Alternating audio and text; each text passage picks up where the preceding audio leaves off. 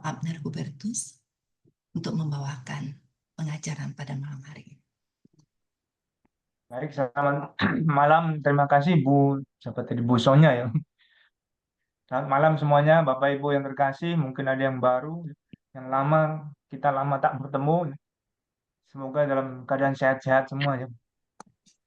Baik, saya mencari tema kemarin untuk temuan kita malam hari ini. Akhirnya mendapat mau mengajak melihat sebenarnya ini tema yang membosankan ya, mencintai alam ya. Paling ujung-ujungnya ya mencintai alam sudah ya. Jaga lingkungan supaya bersih ya, ya sudah selesai loh. Ya memang begitu ujung-ujungnya nanti ya itu ya. Jadi kalau selesai sekarang ya tidak apa-apa. Tapi saya mau mengajak kenapa sih mencintai alam ya.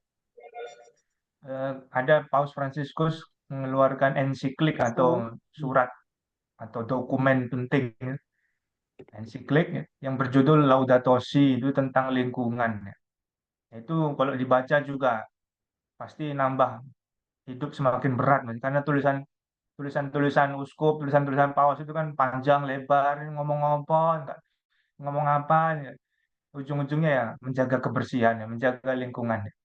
Nah, nanti silahkan sendiri mencari, ya, mau kalau mau membaca, mengisi waktu luang Laudato Si itu. Tapi malam ini saya mau mengajak, ya karena saya latar belakangnya belajar kitab suci, jadi mau mengajak melihat mengapa sih mencintai alam itu mengapa gitu ya. Ya terserah nanti kalau memang tergerak untuk betul-betul nanti mau mencintai lingkungan bahkan sampai demo menolak apa begitu dong, ya silahkan, tapi supaya paling tidak memberi wawasan mencintai lingkungan itu bukan hanya sekedar kemudian ya ini kan hal yang baik ya, untuk dilakukan ya, ya memang baik ya. Tapi kenapa ya? Nanti semoga bisa memberi paling tidak membantu kita bersama-sama membawa suatu apa ya, ide baru atau gagasan baru, pencerahan paling tidak semoga ya, untuk mengapa sih sebenarnya manusia itu kita perlu mencintai lingkungan itu kenapa. Baik, saya mau share screen ya dari saya ya. Suara saya terdengar jelas ya? Atau, oh ya, Jelas, Romo. ya baik.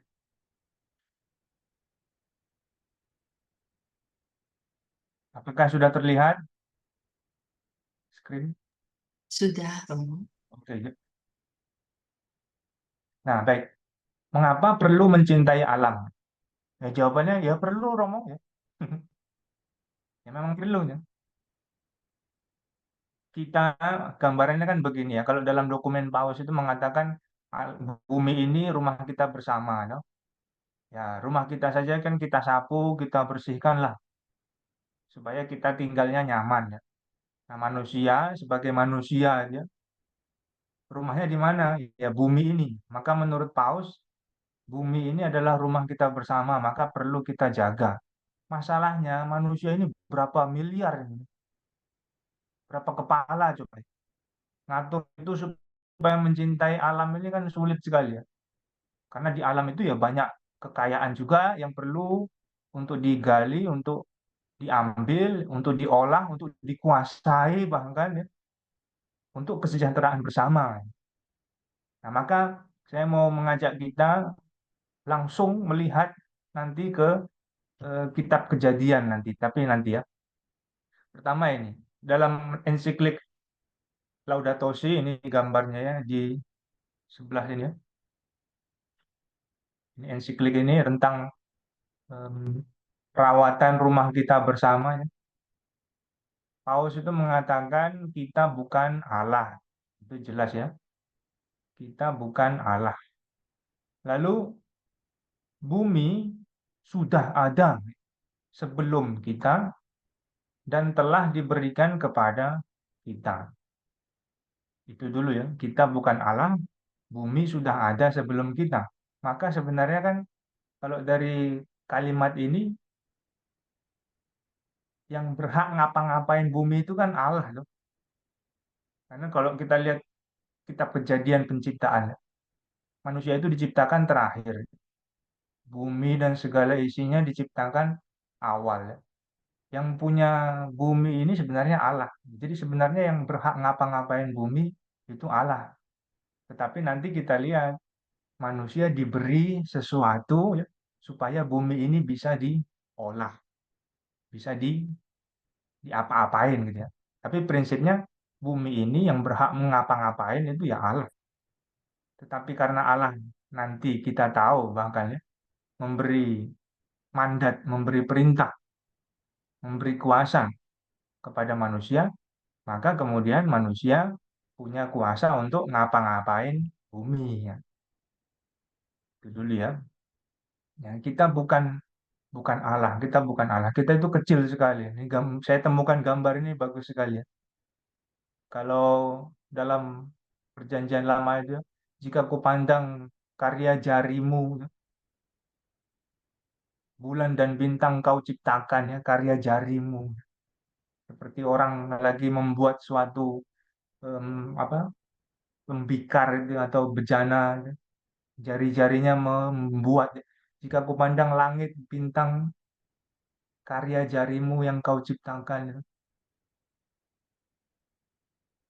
Nah, ini prinsip ini perlu kita sadari dulu ya. Kita bukan Allah, bumi dan segala kekayaan alam semesta itu sudah ada sebelum kita.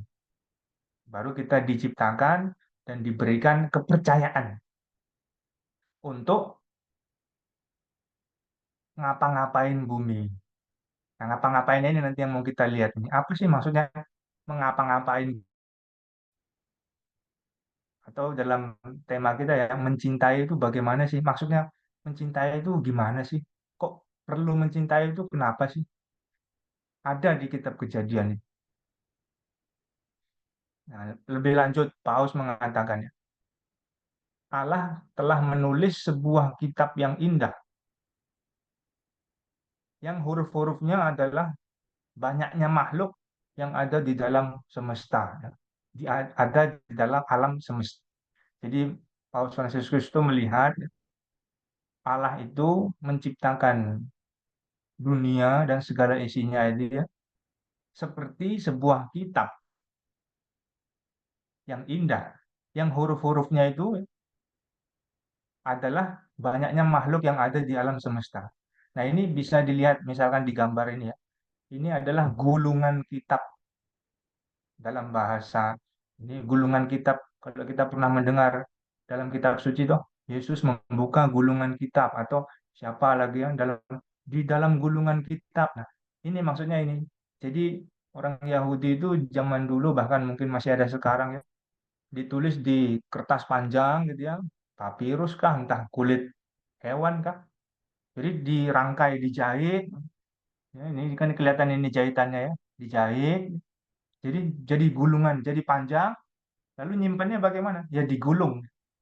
Ada dua kayu begini ya, ada dua kayu ini tuh. Ya. Nah ini lalu digulung, gulungan kitab. Nah misalkan kitab Nabi Yesaya. Kalau kita kan sekarang dalam bentuk buku tuh. Ya. Kitab Nabi Yesaya buka bab berapa?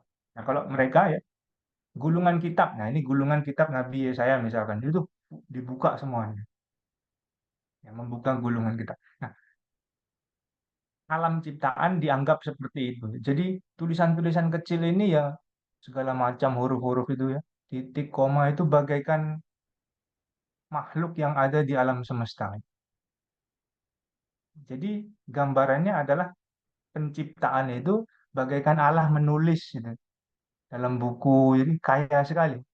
Jadi ya betul-betul apa yang Allah pikirkan, apa yang Allah harapkan, rindukan itu dia tulis. Nah, penciptaan itu seperti itu menurut Paus ya. Nah, ya, begini ya. Jadi menulis menulis bagaikan menulis buku, gitu. Menulis buku yang menciptakan. Nah, ini yang gambaran mau kita lihat. Kembali tadi yang ke awal ya, kita bukan Allah. Dunia sudah ada sebelum kita. Nah, maka ya siapa kita gitu ya. Siapa kita sehingga kita berani untuk eh, ngapa-ngapain bumi secara kasar. Siapa kita ya. Ya, jadi Allah Allah lah yang menggambar, melukis, yang menuliskan alam ciptaan ini. Ya, misalkan pohon, oh pohon itu begini, gambarannya menurut Paus ya menulis. Nah, ini terserah Paus yang ini ingin menggambarkan penciptaan itu seperti itu. Jadi seperti orang menulis. Tapi kan dalam kitab Kejadian kita tahu bagaimana Allah mencipta dia dari ngomong. Jadilah ini maka jadilah.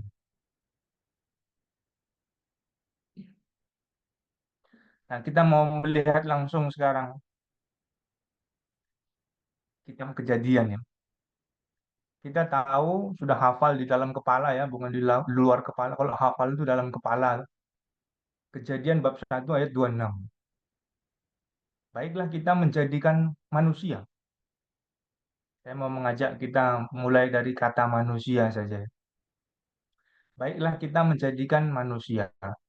Saudari-saudara, kita perlu tahu perjanjian lama kita itu adalah kitab suci orang Yahudi. Dulu ditulis dalam bahasa Ibrani.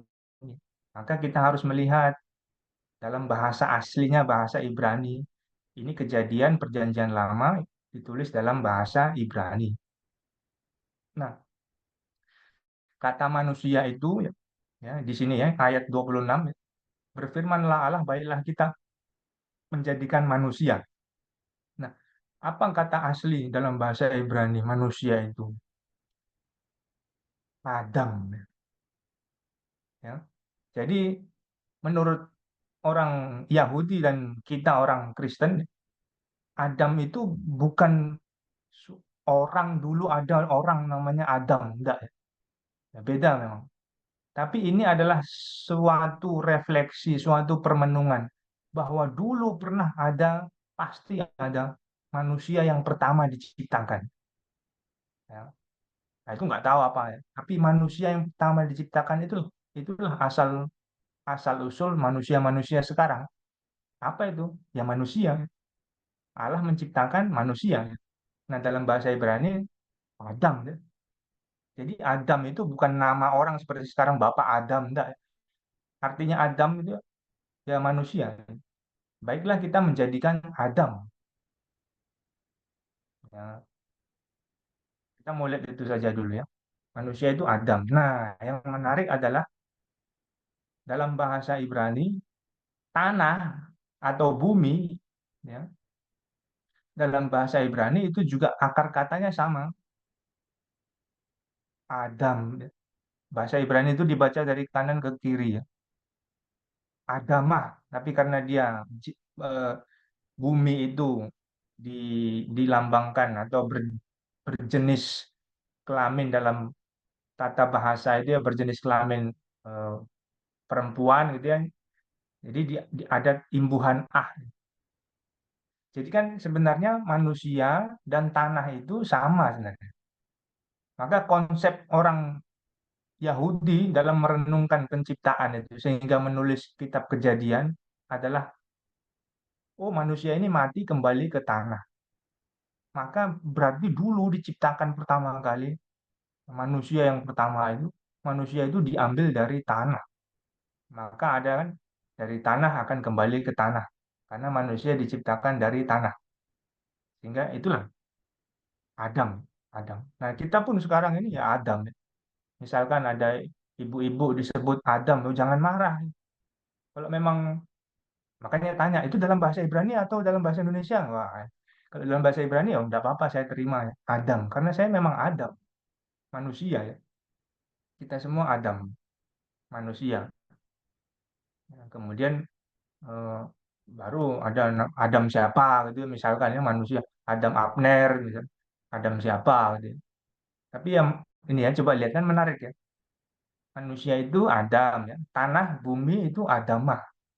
Nah, dari sini saja sebenarnya sudah kelihatan kenapa kita perlu mencintai alam, mencintai bumi, mencintai lingkungan. Sudah kira-kira menangkap belum ya? Karena apa? Ternyata ya Adam, manusia, tanah, bumi, ya satu sebenarnya. Maka orang yang em, bertindak semena-mena kepada tanah, kepada bumi. Itu kan pertanyaan besar sebenarnya. Inilah sebenarnya agama harusnya sampai menyadarkan orang akan hal itu, apalagi Yahudi, Kristen, ya, yang ya soal berarti kata ini kita tidak bicara yang lain ya karena pemahaman soal Adam ini kan agak berbeda ya. Tapi paling tidak kita orang Kristen dengan kitab suci kita, lalu orang Yahudi melihat Adam dan agama itu ya akar katanya itu sama. Nah jadi ya, coba lihat ya. Kalau kita mau melihat, pasti sudah hafal ya kisah penciptaan toh.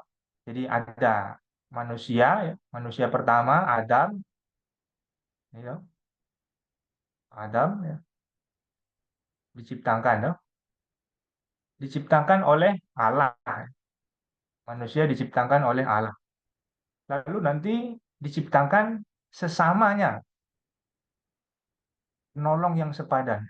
Untuk manusia yang pertama diciptakan sesamanya, manusia lain atau penolong yang sepadan dalam rupa atau bentuk wanita. Jadi laki-laki ya, lalu wanita ya, sesama.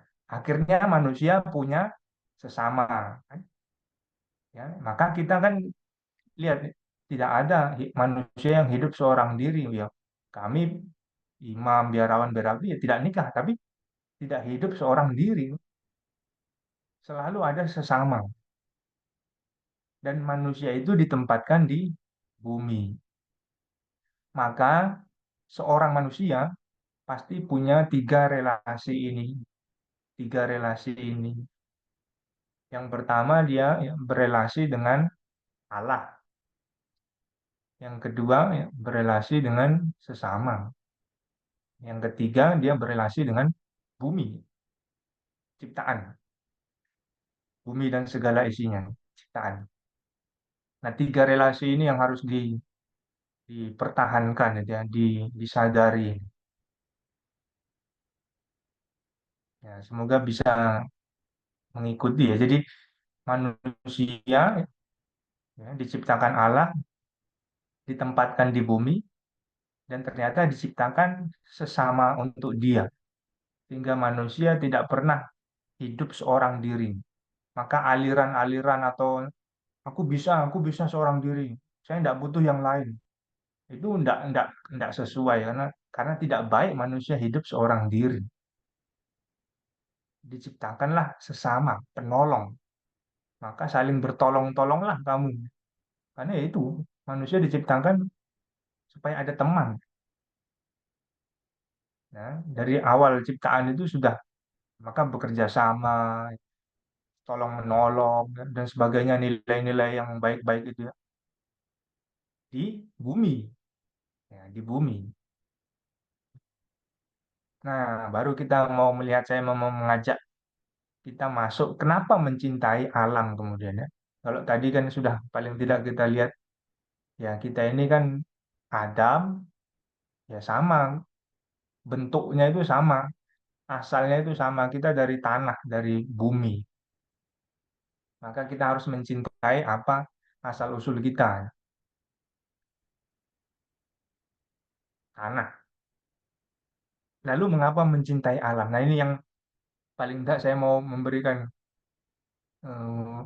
ya katakanlah nilai ya, nilai untuk paling tidak untuk kesadaran baru mengapa sih mencintai alam itu.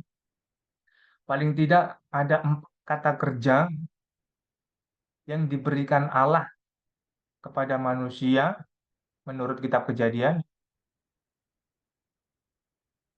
tadi ya kembali lagi.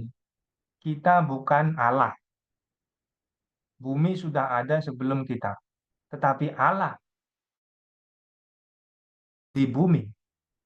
Kemudian Allah memberikan 4 kata kerja kepada manusia untuk bisa sebagai wakil Allah di bumi. Menjadi gambar Allah di bumi. 4 kata kerja ini penting. untuk kita sadari bersama yang kerap kali lepas, yang kerap kali kita pahami hanya dalam bentuk terjemahan. Nanti kita lihat ya. Nah, kita sekarang ke kitab Kejadian bab 1 ayat 28. Dua kata kerja pertama, ya, ayat 28. Allah memberkati mereka, lalu Allah berfirman kepada mereka, beranak cuculah dan bertambah banyak, ya. Penuhilah dan taklukkanlah bumi, kata kerja pertama. Lalu berkuasalah atas ikan-ikan di laut, ya, atas atas hewan-hewan. Nah, saudari-saudara yang terkasih, dari kata ini ya, taklukkanlah bumi, berkuasalah atas hewan-hewan. Wah, wah diberikan kuasa ini, maka kita berkuasa betul. Taklukkanlah bumi, pokoknya bumi hancur pun tidak masalah. Yang penting kita menaklukkan gunung akan kita ratakan, danau kita timbun. Wah, ini karena perintah Allah dalam kitab suci. Berkuasa kita atas. Wah, tapi kan masalahnya coba ya. Ini kitab ini ya, bukan orang Indonesia yang buat. Permenungan ini sudah ditulis ribuan tahun dan dalam bahasa Ibrani, maka harus melihat bahasa aslinya apa ya. Dan maknanya ternyata bukan seperti yang kita dalam bahasa Indonesia ya menaklukkan dan berkuasa. Itu yang akan kita lihat dua kata kerja pertama ya. Menaklukkan ya, taklukkanlah bumi. Apa sih menaklukkan itu? Apakah mengalahkan sampai kamu harus di bawahku? Ternyata enggak. Kalau kita lihat bahasa aslinya, menaklukkan.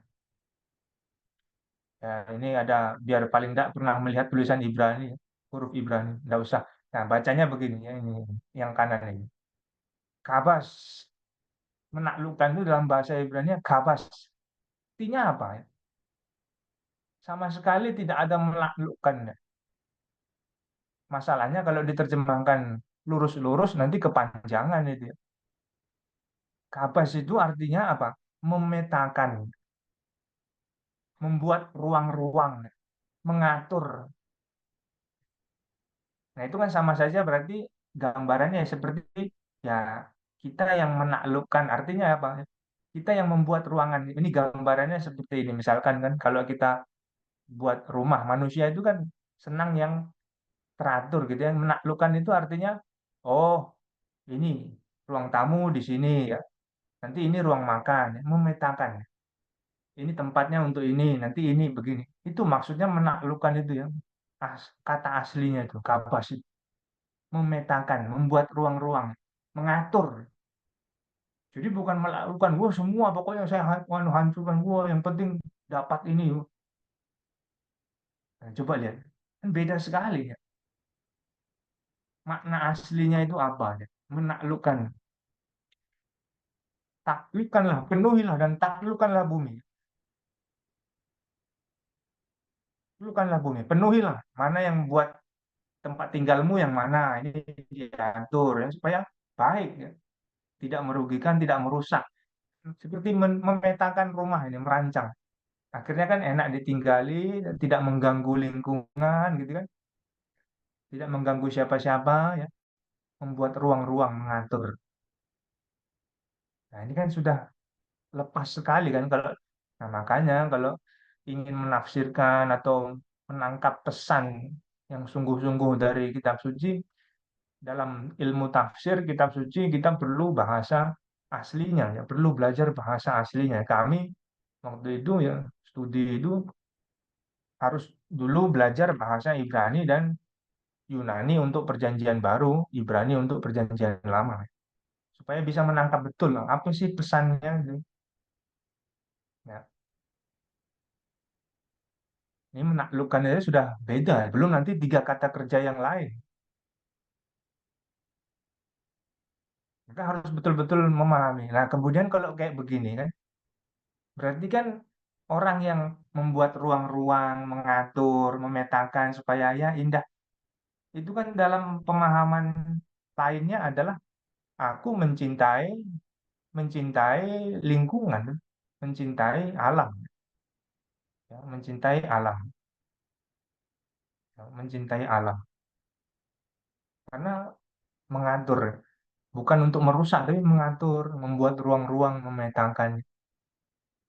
Lalu kata kerja yang kedua kita lihat, ya, berkuasalah, kuasailah, berkuasalah atas hewan-hewan. Apa sih berkuasa itu maksudnya? Nah, dalam bahasa aslinya, ya, bahasa Ibrani itu radah. Apa arti harafiah dari radah itu? Radah ini kata kerja dari seorang gembala. Apa itu ya? Membawa, membimbing. Jadi radah itu kata kerja, ya, kerjaan yang dilakukan oleh gembala, seorang gembala. Jadi gembala itu ngapain? Membawa, membimbing. Ya. Ini ada gambar. Tadi saya cari-cari gambar itu bagaimana untuk ketemu yang pas ini. Tulisannya ini kan, bimbinglah anggotamu bagaikan seorang gembala yang hadir, menyediakan, melindungi. Nah, coba. Jadi kan berkuasa itu bukan artinya semena-mena menguasai, berkuasa itu. Berkuasalah atas ikan-ikan, burung-burung, dan segala binatang melata. Ternyata nggak sembarangan potong segala berkuasa. Wow, aku berkuasa. Enggak ternyata. Ternyata berkuasa itu radah. Artinya dia punya kuasa untuk apa? Membimbing, membawa, menyediakan, melindungi bahkan. Seperti seorang gembala kepada peliharaannya, domba-dombanya. Waduh, kalau kayak gini kan sudah beda sekali kan? Ya. Jadi tadinya memetakan, mengatur, lalu membawa, membimbing, melindungi, menyediakan, hadir. Nah, ini dua kata kerja yang diberikan Allah kepada manusia. Dan Allah kan seperti itu ya. Dan kita ini kan gambaran Allah. Maka kok manusia sekarang itu kok semena-mena kepada ciptaan, lupa diri. Memang memang nanti pada akhirnya kita kan mengatur. Oke, kan bisa mengatur seberapa banyak. Ini memang betul kita butuhkan nggak? Atau gali sebanyak-banyaknya. Wah, tapi merata nggak nanti ya? Itu kan soal mengatur dia. Siapa saja yang menguasai. Nah, ini yang ya memang nggak disadari ya. Yang penting makmur, kemakmuran, sejahtera, ya itu memang perlu sejahtera. Tapi dua kata kerja yang diberikan Allah itu, menaklukkan dan berkuasa itu ternyata maknanya lain sekali. Ya. Nuansa pengertiannya itu loh ya.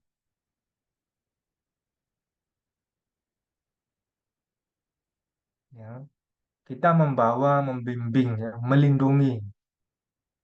Dan gambaran manusia dan hewan-hewan itu kan kuat sekali ya dalam perjanjian lama. Misalkan bahkan pertobatan itu, Niniwe itu. Rajanya dan warganya, bahkan beserta ternaknya itu ikut dalam tindakan bertobatnya. Hewan pun ikut tobat, memakai abu. Ya. Jadi manusia dan hewan sama-sama bertobat. Gambaran bahwa kita ini sama. Gitu. Jadi saling membawa, membimbing, menjaga. Berkuasa itu artinya. Ya. Bukan kemudian, wah aku kuasa. Enggak.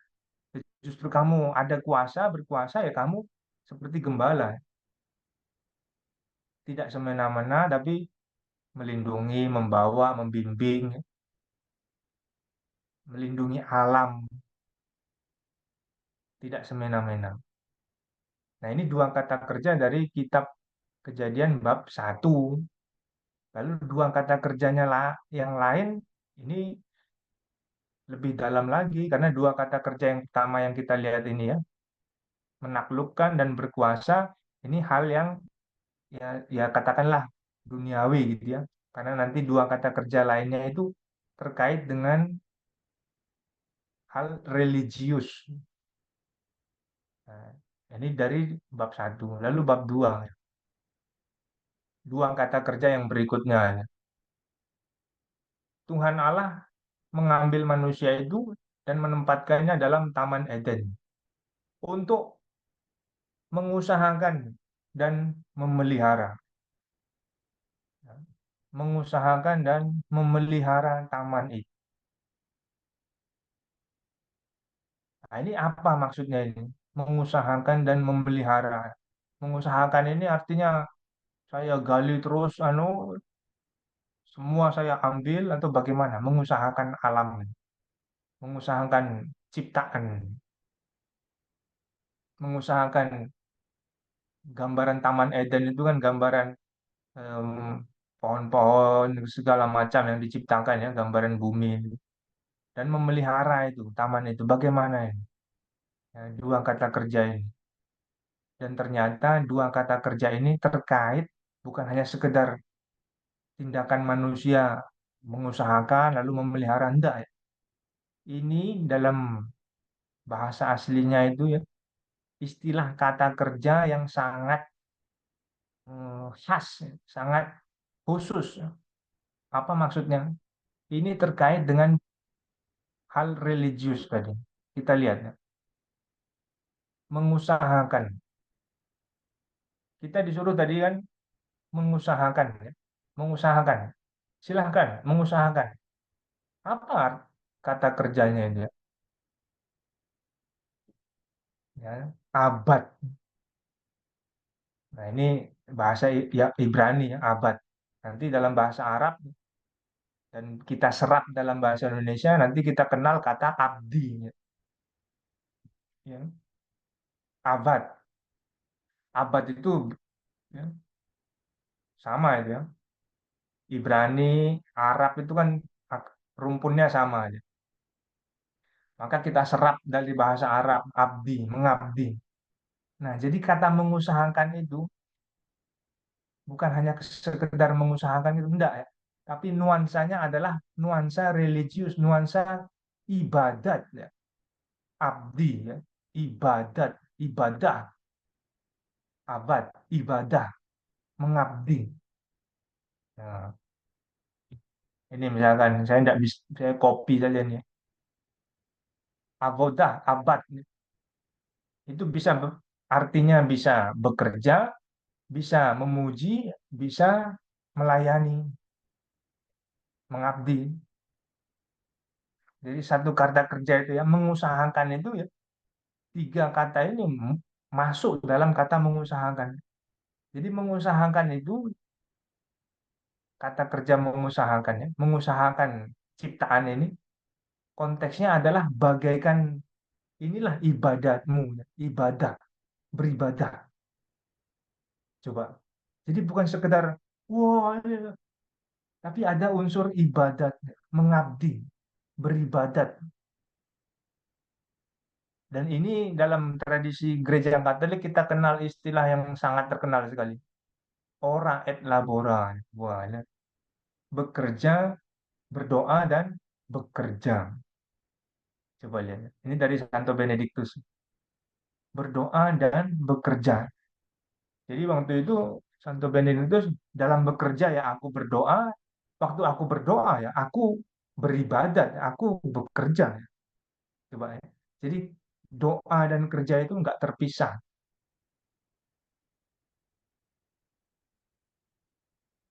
Nah ini kan kalau disadari betul, bahkan juga nanti dengan kerjaan saya sehari-hari misalnya, bukan menjadi pembelaan kemudian tidak berdoa loh ya. Wah Romo, saya ya dengan pekerjaan saya sudah berdoa kok. Lah enggak gitu juga ya.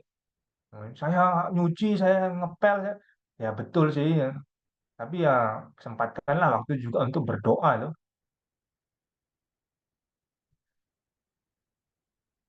Tapi kalau disadari betul ya sambil saya nyuci, saya berdoa misalkan, ya Tuhan semoga dengan aku mencuci piring, aku juga terlatih untuk bimbinglah aku untuk membersihkan dosa-dosaku. Wah, itu baik. Tapi kalau hanya kerja saja tidak ada doanya ya lalu membela diri, oh Romo saya tidak sempat doa, tapi saya dengan pekerjaan saya itu saya berdoa sudah. Ya nggak gitu juga. Nanti nggak ada yang doa nanti.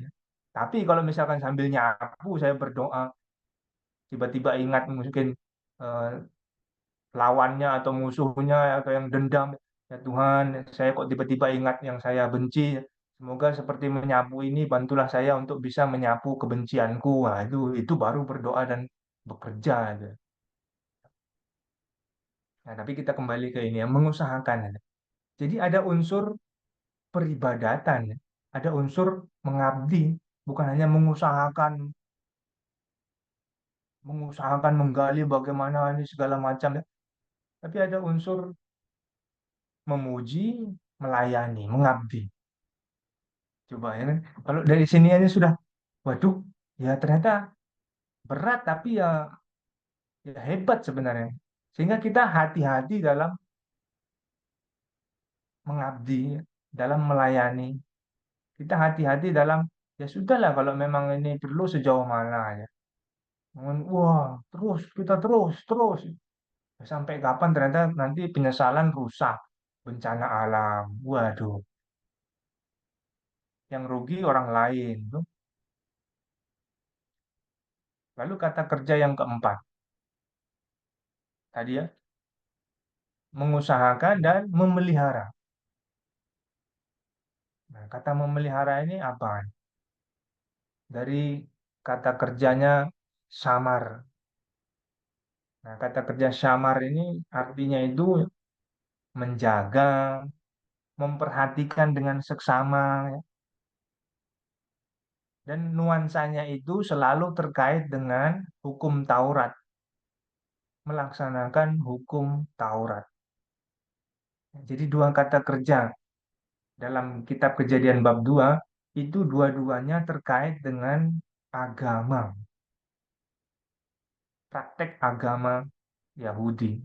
Tadi yang pertama terkait dengan ibadah, memuji, beribadah, mengabdi. Yang kedua ini melaksanakan perintah Tuhan, hukum, menjaga, memelihara. Kata memelihara itu ya pasti ya, memelihara hukum. Ya, coba ya, dalam perjanjian lama, kata syamar itu 197 kali dipakai. Yang dipakai terkait dengan ini, memelihara perintah Allah. Misalkan, ulangan bab 30 ayat 10 ya. Apabila engkau mendengarkan suara Tuhan Allahmu dengan berpegang pada perintah dan ketetapannya. Nah, kata berpegang yang memang kita terjemahkan dengan berpegang ya. Kata berpegang itu dalam bahasa Ibrani yang dipakai adalah kata ini, syamar ini. Apabila engkau mendengarkan suara Tuhan Allahmu dengan memelihara perintah dan ketetapannya, menjaga, memperhatikan dengan seksama kitab Taurat. Coba lihat. Jadi kan kata kerja yang keempat itu terkait dengan melaksanakan hukum, ya, memelihara. Jadi konsepnya adalah aku ini memelihara ciptaan karena aku ingin eh, melaksanakan hukum Allah. Karena aku takut nanti kalau aku merusak ini berarti aku melanggar hukum Allah. Berarti nanti aku dihukum ya. Jangan sampai aku merusak gitu loh ya. Maka aku memelihara, bagaikan memelihara, memperhatikan dengan seksama, menjaga, melaksanakan hukum Taurat. Jadi dua kata kerja yang terakhir itu memang Yahudi banget sebenarnya ya, dalam agama Yahudi. Tapi kalau kita, karena kita mengambil itu sebagai kitab suci kita, coba lihat kan menjadi beda sekali. Maka kita hidup di dunia ini bukan hanya sekedar hidup, gitu. Tapi dari empat kata kerja tadi, ada dua kata kerja yang menunjukkan kita ini hidup sebagai manusia di alam ciptaan bukan hanya sekedar hidup, tetapi ada nuansa, ada semangat, ada unsur beribadah, melaksanakan ketetapan Tuhan. Ya. Nah, coba lihat. Empat kata kerja ini yang jarang, atau mungkin nggak tahu ya, semoga sudah ada yang pernah melihat. Tapi kalau paling tidak baru malam ini mungkin ya, kita melihat. Jadi mengapa mencintai alam, mengapa perlu mencintai alam? Ya perlu, jawabannya perlu. Nun. Tapi mengapa? Karena bukan hanya sekedar mencintai. Kita bukan Allah. Kita tidak punya hak untuk ngapa-ngapain bumi. Tetapi kita diberikan empat kata kerja dari Allah dalam kitab Kejadian untuk hidup di alam ciptaan. Nah, empat kata kerja ini tadi kita lihat ya. Dua yang pertama itu tadi sangat manusiawi sekali, sangat manusia, lalu sangat ya katakanlah dunia gitu. Ya. Lalu dua kata kerja berikutnya itu kan ternyata terkait dengan ibadah, beribadah, lalu melaksanakan hukum ya. Jadi mengusahakan dan memelihara itu ya betul-betul ini sebenarnya beribadah ya, beribadah. Dengan kita hidup di dunia ini, maka kalau misalkan hal kecil ya, saya buang sampah sembarangan. Wah, apakah saya memelihara aja hukum Tuhan? Ya, maka saya takut karena ini bukan ibadah ya. Ada slogan itu kan apa? Salah satu ibadah atau bagaimana ya? Saya lupa juga ya. Kebersihan adalah apa gitu ya. Ya, memang betul karena memang dari asal katanya itu yang mengusahakan dan memelihara itu dalam konteks agama ya. Dan itu ditarik untuk cara hidup manusia di dunia itu dalam konteks relasinya ya sebagai orang yang punya Allah gitu. Ya. Tunjukkanlah imanmu dengan perbuatanmu ya. Iman tanpa perbuatan adalah mati menurut Yakobus. Nah, jadi kita mengapa perlu mencintai alam? Ya ini, karena Allah walaupun kita ini tidak berhak, tapi Allah begitu mempercayai manusia, maka Dia hanya memberikan empat kata kerja ini saja terkait dengan alam ciptaan, loh ya. Menaklukkan, lalu berkuasa. Dan semua kan bukan seperti yang kita pahami dalam bahasa Indonesia menaklukkan, artinya membunuh itu kan sama sekali nggak ada itu. Menaklukkan bahkan sampai membunuh, merugikan orang lain itu kan nggak ada. Menaklukkan itu kan rasanya kayak, wah pokoknya harus ditaklukkan, kamu harus kalah, kan mati, menderita. Padahal kan enggak ya. Lalu berkuasa, wah, aku berkuasa semena-mena. Padahal justru berkuasa radah itu menyediakan, melindungi, membawa. Ya. Ini kalau terjadi betul-betul kan indah sekali. Maka kalau terjadi betul-betul ya suasananya seperti di Taman Eden itu. Semuanya baik, bahkan ada di harapan seorang nabi itu kan singa dan anak lembu itu bisa tidur bareng, ya. Ular dengan anak bayi bisa sama-sama karena nggak ada yang saling mengalahkan gitu. Karena hidup semua yang membimbing, saling menjaga, membuat ruang, mengatur. Coba. Dan ini apakah mungkin? Sayang sekali. Tidak mungkin. Tidak mungkin. Ini memang ideal ya, empat hal ini. Tapi bisa kita laksanakan, bisa. Hal-hal kecil. Nah, tadi ya. Mengapa tidak mungkin? Mengapa tidak mungkin ini? Walaupun bisa kita, dari pihak kita sebagai pribadi, kita bisa mengusahakan empat itu. Tapi efeknya untuk dunia itu, bumi besar itu, kayaknya kok langsung pesimis ya. Karena wah, orang itu kita mau melakukan di sini kecil, tapi misalkan negara begini, oh, lalu bahkan dunia begini. Apa sih pengaruhnya di kita? Nah, itu ya. Lalu apakah dengan demikian kita mundur? Enggak tuh. Kita hidup di dunia ini kita beribadah. Maka saya bagaimana ya? Dengan sesama pun ya saya beribadah. Nah, ini kan harus kita sadari betul-betul ya. Mengusahakan dan memelihara itu.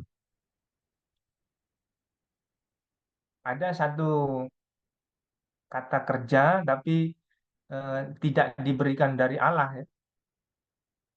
Dari inisiatif dari manusia sendiri yang mau saya ajak lihatnya. Inisiatif dari manusia.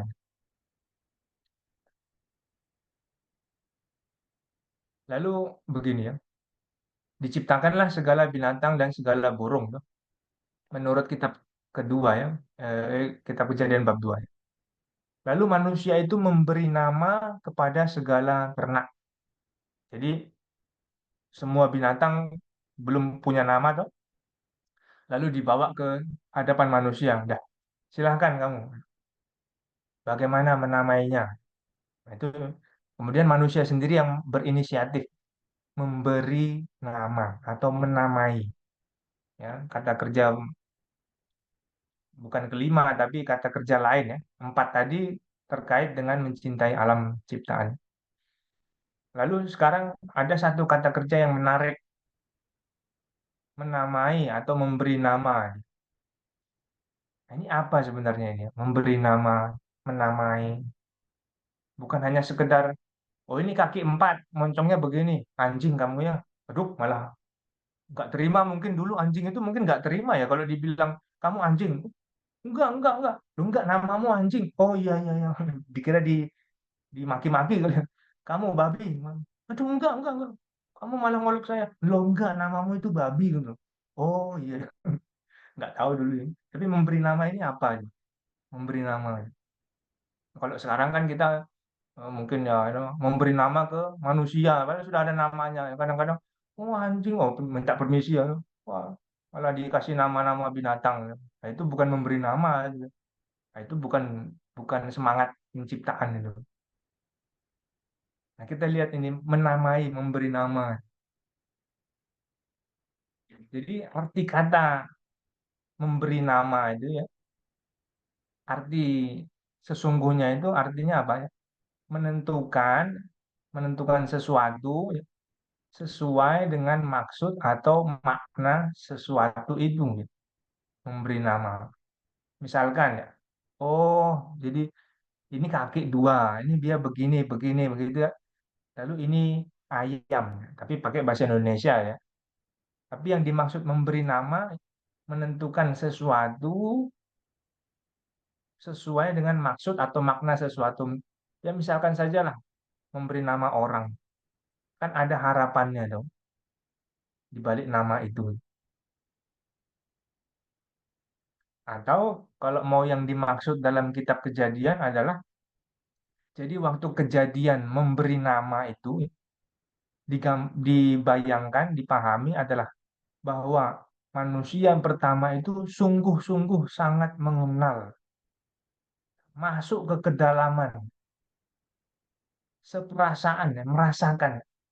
Jadi bukan hanya sekedar melabeli ini enggak, tapi betul oh ini yang kamu cocoknya ini ya, memberi jadi bayangannya itu aku kenal betul ini.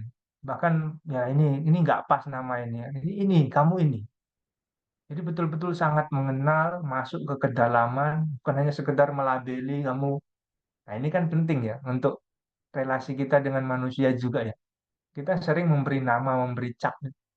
Oh itu sombong. Nah, itu pelit.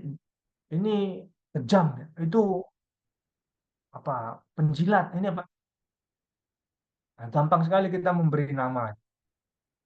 Oh gampang Romo, sudah anu kok sudah bertahun-tahun saya kenal itu, saya sudah kenal semua, saya tahu seluk-beluk hidupnya aja.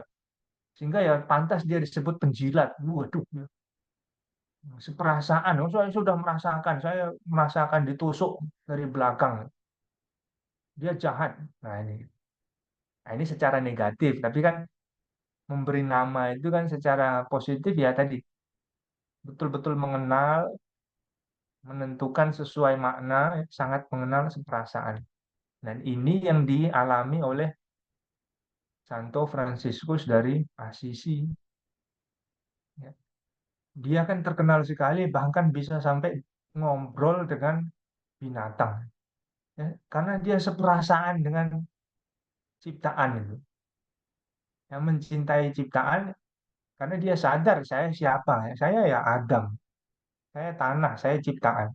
Maka dengan ciptaan dia mengatakan saudara matahari, saudari bulan, saudara, kita saudara. Nah, coba lihat ya. Santo Fransiskus Assisi menghidupi kitab suci sekali, ya. Sehingga dia betul mengenal, dan hewan itu kan juga, coba misalkan kalau kita pelihara anjing misalkan, atau binatang peliharaan lah, anjing lah misalkan. Anjing itu kan juga sangat kenal sekali dengan kita ya. Saya tidak suka dengan majikan ya, tapi dengan kita ya. Yang memelihara dia, yang tadi juga ya, yang berkuasa dalam tanda petik, yang berkuasa dengan dia, yang dalam tanda petik menaklukkan dia sesuai pemahaman tadi ya, yang memelihara dia. Anjing itu juga kenal, ya, merasakan.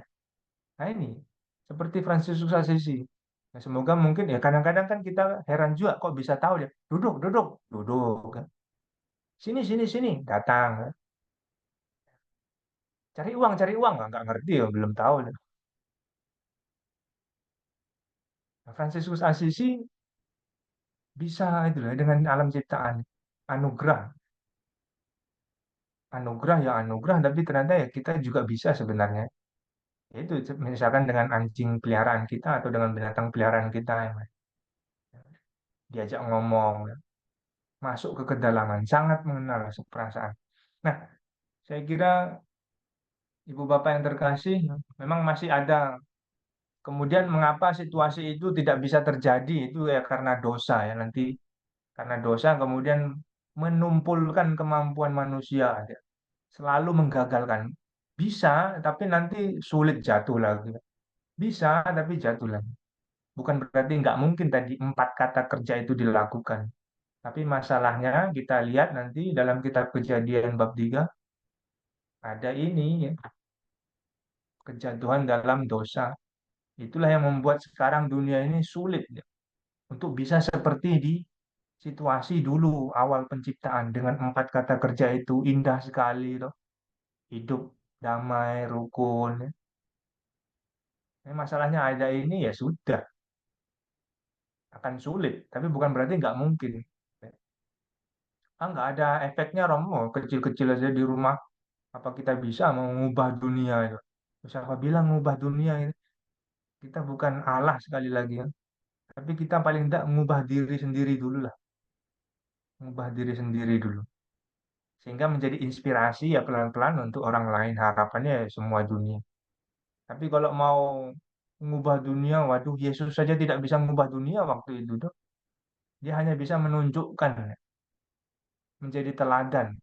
Yang mau ikut silakan, yang mau tidak ikut ya terserah. Ya toh? Setengah mati ditunjukkan dunia tahu, supaya dunia tahu. Apakah dunia sekarang baik-baik saja setelah penyaliban? Kan enggak.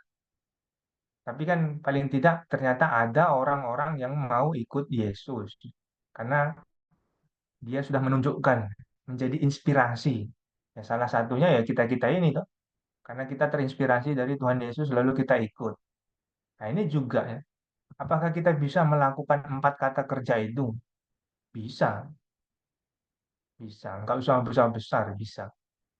Nah, kita tidak melihat, sebenarnya masih ada slide yang berikutnya ya soal dosa ini, lalu masih panjang, tapi saya kira nanti takutnya kemalaman, ya saya hentikan di situ saja dulu ya. Jadi 4 kata kerja tadi, lalu ada kata yang lain, kata kerja yang lain, mengenal betul, mengenal alam.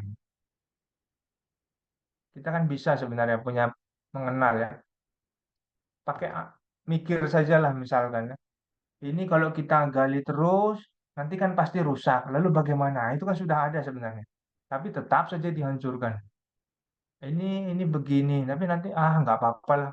Toh kita nggak ngalami nanti. Wah ini yang paling ngeri. Berpuasa betul-betul jadi. Nah ya. Jadi kembali ke eh, yang awal ya. Manusia dan segala ciptaan memiliki hubungan yang sangat erat dan saling mendukung satu sama lain. Maka kalau bencana alam, ya, itu kan rata-rata sekarang bencana alam itu ya karena perubahan iklim ya, semakin panas, lalu ya situasi semakin ngeri, tak ada ya, musim juga makin nggak jelas, banjir ya. Oh, tapi kan kalau misalnya gunung meletus itu kan ya, ya ada memang yang alami alam. Tapi kalau bencana yang hujan deras dikit langsung banjir itu kan lucu ya. Seperti misalkan tanah turun karena semakin padat, bangun yang penting bangun makmur. Tapi ternyata tanah turun lebih tinggi laut daripada tanah yang sebelumnya memang aman. Ya. Nah ini kan nggak pas ya.